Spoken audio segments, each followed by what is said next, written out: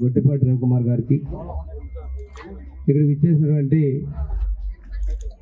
మండల స్థాయి నాయకులకి, గ్రామంలో ఉన్నటువంటి పెద్దలకి, స్కూల్ హెడ్ మాస్టర్కి, స్టాఫ్కి, మీడియాకి నమస్కారాలు. విద్యార్థులకు అందరూ కూడా శుభాశీస్సులు.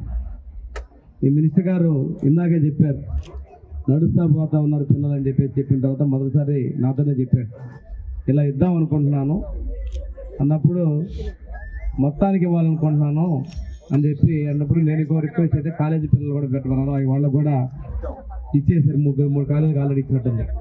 అంటే ఒక పెద్ద బృహత్తర కార్యక్రమం రాష్ట్రంలో ఎవరూ చేయకుండా మీ మినిస్టర్ గారు రేపు భవిష్యత్తున్న పిల్లలు భవిష్యత్తులో మీరు ఉన్నత స్థితిలో ఉండి మీ కుటుంబాలకి అండగా ఉండేటువంటి పరిస్థితుల్లో మీరు కష్టపడకూడదు, మీకు సౌకర్యాలు ఉండాలనే ఉద్దేశంతో చేశారు. ఈ వైద్యులు అనే పేరు సంవత్సరం రోజులకి నా చెవులో మారుమోగుతూ ఉంది.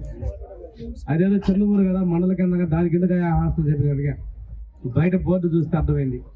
1958 స్కూల్ కట్టడం, ఈరోజు 200 మంది పిల్లలు ఉన్నారంటే ఒక మంచి చరిత్ర కలిగినటువంటి స్కూలు. ఇప్పుడే చెప్పారు వార్డు హాస్టల్ గురించి 50 లక్షలు మనం ఇవ్వడం జరిగింది. నేను మళ్ళీ 20 లక్షలు ఇస్తున్నాను. ఈ 70 లక్షలతో అయిందనుకుంటే మీ పొరపాటే. మినిస్టర్ గారు ఇంకా కొంత డబ్బులు ఆయన స్వచ్ఛందంగా కూడా ఇంకా డబ్బులు కలిపి కొత్త హాస్టల్ కట్టేట్టుగా హాస్టల్ నిర్మాణం చేస్తా ఉన్నారు.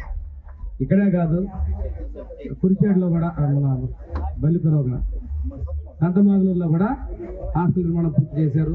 అద్దెంకిలో ఒక ఆడపిల్లలకు హాస్టల్ అడుగుతున్నారు, అది కూడా తప్పకుండా ఇస్తాను.